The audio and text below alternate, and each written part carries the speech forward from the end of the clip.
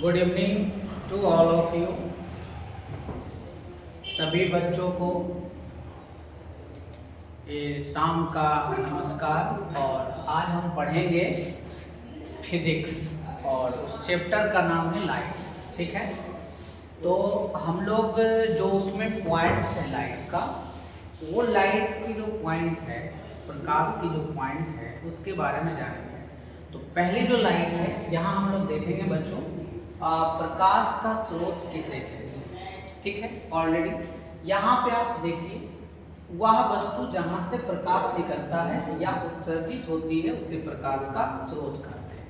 कहने का मतलब है कि जो वस्तु प्रकाश को उत्सर्जित करता है, जिससे प्रकाश निकलता है, उसे हम कहते हैं क्या?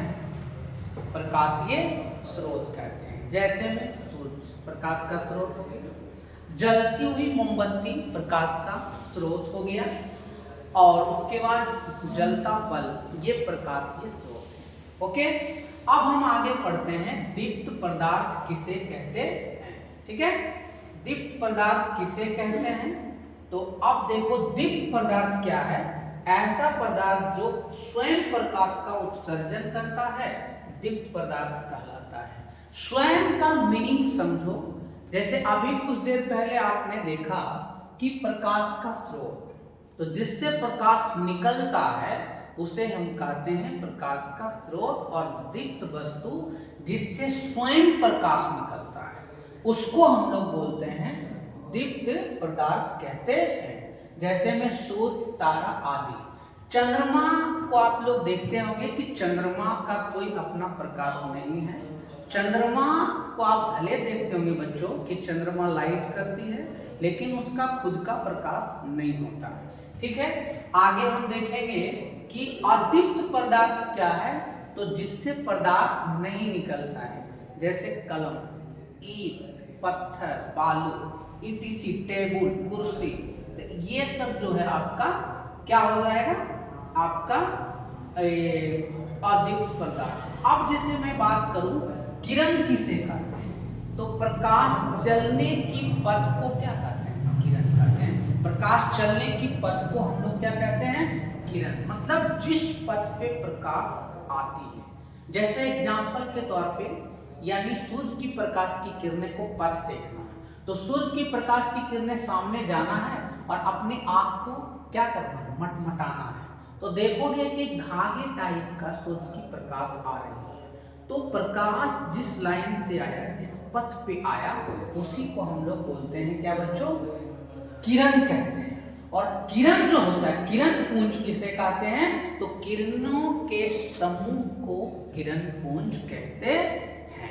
बहुत सारा किरण होता है और उसका जो समूह होता है उसी को हम लोग बोलते हैं क्या चीज? किरण पुंज कहते हैं। अब देखो, किरण पुंज कितने प्रकार के होते हैं? तो एक समांतर किरण पुंज, अभिसारी किरण पुंज और अपसारी किरण पुंज। समांतर किरण पुंज क्या है? जैसे देखिए, मछली जैसे चलती है ना अपने धारा में, सीधे चलती है। जैसे मान लिया जाए ये लाइन हो गया और ये लाइन हो गया, और इसके बीच में लाइन रहता और वो सीधा जाता, पैरेलल जाता, कई सारे किरण रहता, तो वैसे समूह को हम लोग बोलते हैं समांतर किरण पुंज बोलते हैं। यहाँ लिखा हुआ है, यहाँ पे देख लो, आप लोग नोट करेंगे इसको, कि वैसे किरण पुंज जिसमें सभी किरणें आपस में समांतर हो उसे समांतर किरण पुंज कहते हैं। समांतर का मतलब हुआ मोर देन टू, दो या दो से अधिक किरण होना चाहिए, और वो एक दूसरे को कहीं नहीं मिलना चाहिए। तो इस प्रकार का जो किरणों का समूह होता है, इस किरण पुंज को हम लोग बोलते हैं समांतर किरण पुंज। अब मैं बात करूं अभिसारी किरण पुंज की, तो ऐसे किरण पुंज जिसके सभी किरण एक बिंदु पर आकर जमा होते हैं, अभिसारी किरण पुंज कहते हैं। जैसे देखो, मेरा कहने का मतलब है कि बहुत सारा किरण पुंज यहाँ से कहीं से आ रहा है और एक बिंदु पे आके मिल जा रहा है। ठीक है, यानी ढेर सारा किरण पुंज आ रहा है कहीं से और एक बिंदु पे जाके मिल गया, तो इस प्रकार का जो किरण पुंज होता है उसे बोलते हैं अभिसारी किरण पुंज।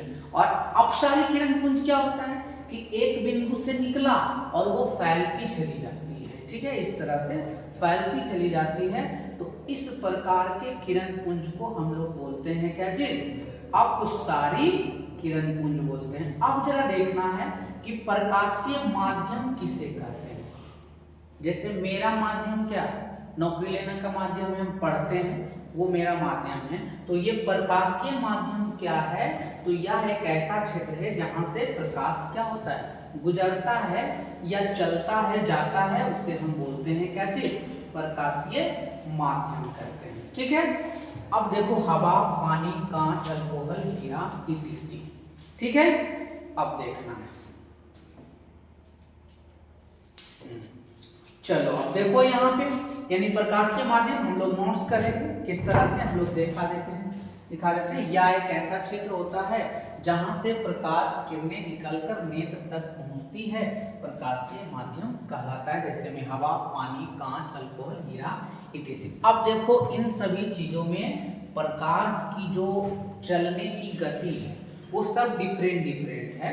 पानी में अलग है, हवा में अलग है, कांच में अलग है, अल्कोहल में अलग है, हीरा में अलग है। ये सब भी जो उसका स्पीड करता है उसके माध्यम पर डिपेंड करता है कि प्रकाश वो कौन से माध्यम में प्रवेश कर रही है।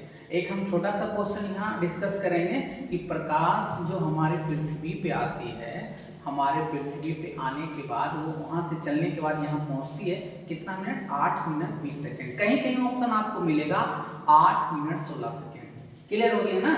अब चलिए आगे हम लोग देखेंगे। ठीक है,